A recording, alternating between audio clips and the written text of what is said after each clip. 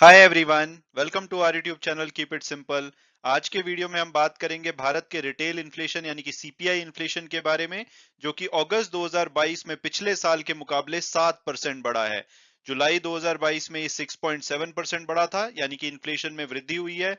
तो आज के वीडियो में हम इस टॉपिक को डिटेल में डिस्कस करेंगे कि भाई जो ये इन्फ्लेशन बढ़ा है, क्या इसके बाद आरबीआई रेपो रेट और भी बढ़ाएगा और क्या कल स्टॉक मार्केट गिर सकती है। तो इन सभी बातों को आज के वीडियो में हम डिटेल में डिस्कस करेंगे।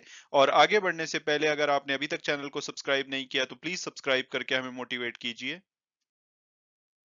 तो सबसे पहले अगर बात की जाए लेटेस्ट डेवलपमेंट की, तो आज यानी कि 12 सितंबर को अगस्त 2022 के जो भारत के रिटेल इन्फ्लेशन के नंबर हैं वो रिलीज किए गए हैं। भारत का जो अगस्त का रिटेल इन्फ्लेशन का नंबर है वो पिछले साल के मुकाबले 7% बढ़ा है। जुलाई में ये 6.71% बढ़ा था, तो यानी कि इन्फ्लेशन में वृद्धि हुई है।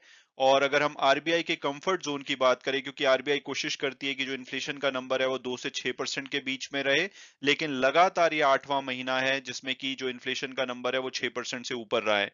इससे पहले दिसंबर 2021 में आखिरी बार ये 6% से नीचे था, लेकिन जनवरी से लेकर के अगस्त तक ये लगातार 6% से ऊपर रहा है। जुलाई में 6.71% था, जिसमें कि पहली बार लगातार ये 7% से 3 महीने ऊपर रहने के बाद नीचे आया था, लेकिन वापस इसने 7% का नंबर छू लिया है। इसके अलावा जो मनी कंट्रोल पोल के हिसाब से जो उम्मीद थी वो 6.9% की थी कि इन्फ्लेशन का नंबर 6.9% रहेगा, कंसेंसस यही था। लेकिन जो नंबर है वो थोड़े से खराब आए हैं, 1.1%, 7%। तो क्या कल स्टॉक मार्केट इससे गिर सकती है? तो अभी इनिशियल जो रिएक्शन है एसजीएक्स निफ्टी में अगर हम देखेंगे तो कोई खास नहीं है। ये 23 पॉइंट के आसपास, लगभग 20 पॉइंट के आसपास बढ़ा हुआ है, तो इसने ऐसे रिएक्ट नहीं किया है। बाकी आज की यूएस मार्केट क्या रहती है उसके बेसिस पे पता लगेगा कि कल हमारी मार्केट कैसे रिएक्ट करती है, बट अभी के लिए लगता है कि इसका कोई ज्यादा प्रभाव नहीं पड़ रहा है। और अब अगर हम इन्फ्लेशन के नंबर्स के ब्रेकअप की बात करें, तो सबसे ज्यादा जो रीजन है जिसकी वजह से जो इन्फ्लेशन के नंबर बढ़े हैं अगस्त में, वो है फूड इंडेक्स। तो फूड के प्राइसेस बढ़ने की वजह से जो अगस्त में इन्फ्लेशन का नंबर है वो जुलाई के मुकाबले ऊपर गया है। खास करके अगर आप देखेंगे तो सीरियल्स, जिसमें कि 2.4% की वृद्धि हुई है जुलाई के मुकाबले। इसके अलावा वेजिटेबल्स 2.5%, पल्सेस 1.7%। तो इन वजह से फूड का ओवरऑल इन्फ्लेशन जो है 0.7% बढ़ा है। इसके अलावा जो दूसरी वॉलेटाइल आइटम होती है फ्यूल, उसमें थोड़ी सी बेटरमेंट देखी गई है, वो 0.4% पिछले महीने के मुकाबले कम हुआ है। और इसके अलावा अगर कोर इन्फ्लेशन की बात की जाए, यानी कि फूड और फ्यूल का अगर इन्फ्लेशन हटा दें, तो सभी में, चाहे वो क्लोथिंग, फुटवेयर हो, हाउसिंग हो या मिसलेनियस हो, सभी में वृद्धि देखी गई है। इसलिए जो कोर इन्फ्लेशन है वो 5.8% की बजाय अब 5.9% हो गया है। और ओवरऑल जुलाई के मुकाबले 0.5% हमारा जो इन्फ्लेशन का नंबर है वो बढ़ा है। तो 8 ऐसे लगातार महीने तो हो ही चुके हैं जिसमें कि जो इन्फ्लेशन का नंबर है वो 2 से 6% का जो टॉलरेंस रेंज है उससे ऊपर रहा है। लेकिन 35 महीने हो चुके हैं, जबकि जो आरबीआई का जो टारगेट होता है मीडियम टर्म कि 4% के आसपास इन्फ्लेशन रहना चाहिए, तो 35 महीने, यानी कि आखिरी बार 2019 में देखा गया था जब इन्फ्लेशन का नंबर 4% से नीचे था, लेकिन 35 महीनों से ये 4% से ऊपर है। और आरबीआई का ये फेलियर माना जाता है अगर 3 लगातार क्वार्टर में जो इन्फ्लेशन का नंबर है वो 2 से 6% की जो टॉलरेंस रेंज है इससे बाहर रहे।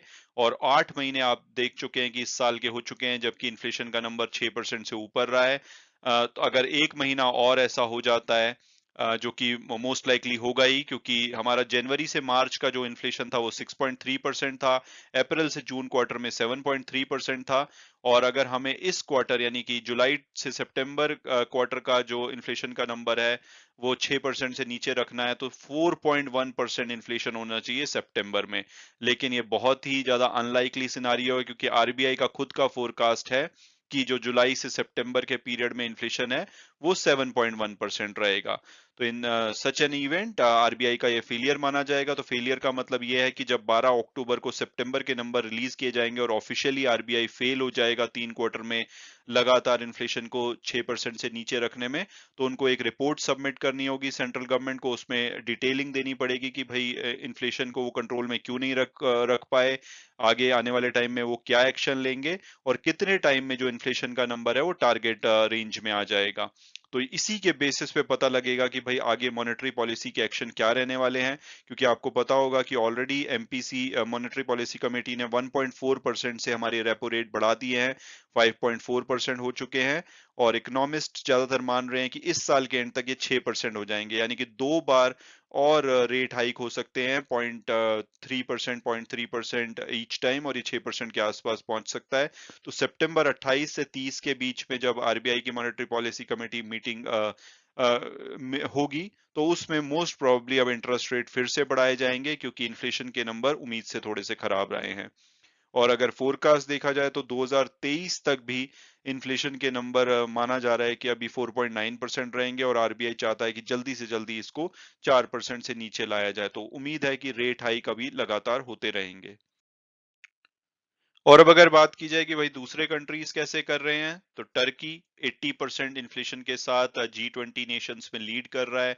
अर्जेंटीना 71%, रशिया जो कि वॉर में इन्वॉल्व है 14%। उसके बाद आपको यूरोपियन कंट्री देखेंगे, नेदरलैंड में 12%, स्पेन में 10.4%, यूके में 10.1%, और इवन यूएस में भी 8.5% का इन्फ्लेशन है। हालांकि इनके मुकाबले अगर आप देखोगे तो भारत का इन्फ्लेशन काफी बेटर लगेगा, 7%। हालांकि ये पिछले महीने के मुकाबले बढ़ा है। और अगर हम अपने थोड़े से एशियन पड़ोसी कंट्रीज को देखें तो श्रीलंका का इन्फ्लेशन 64.3% है, पाकिस्तान का इन्फ्लेशन 27% है। तो ओवरऑल हर जगह इन्फ्लेशन की मार पड़ रही है। और अब कल यूएस के नंबर डिक्लेयर होंगे, तो उसका उम्मीद की जा रही है कि जो 8.5% था ये घट करके 8.1% हो जाएगा अगस्त के नंबर जब रिलीज होंगे कल। लेकिन अगर ऐसा नहीं होता तो परसों आप मान के चलिए कि मार्केट हमारी बहुत ज्यादा रिएक्ट कर सकती है। मैं उम्मीद करता हूं कि आपको ये वीडियो पसंद आया होगा और आपने कुछ नया जाना होगा। Thanks so much for watching the video and God bless you all.